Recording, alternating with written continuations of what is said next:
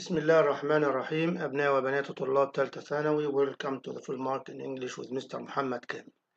النهاردة إن شاء الله هنحل مع بعض النموذج الاسترشادي العاشر. بس في البداية حابب أقول كلمة للطلاب. في بعض الطلاب بيتهيألهم أو بيعتقدوا إنه لازم يكون عارف كل إجابة النموذج الاسترشادي. أنا عاوز بس أقول لكم يعني وجهة نظري الشخصية إن اللي حاطط النماذج الاسترشادية يعني مراعي فيها إن أنت تتعلم منها حاجات جديدة، مش إنك تبقى عارف كل حاجة. يعني مش حاططها أساسا لقياس المستوى، هو حاطط جزء منها تعليمي إنك تتعلم من الحاجات ديت.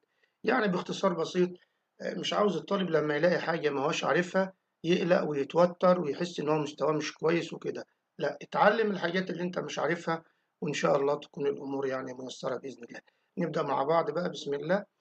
أول جملة عندنا في التشوز بيقول our new manager consistently، يعني باستمرار، takes the to proactively solve any problems that arise، إنه يحل أي مشكلة بتنشأ. كلمة proactively يعني مبادرا، جاي من proactive يعني مبادر، فهو كده وضح المعنى إن هي takes the. هل كلمة initiative؟ طبعا احنا حافظين كلمة initiative فالجملة دي سهلة.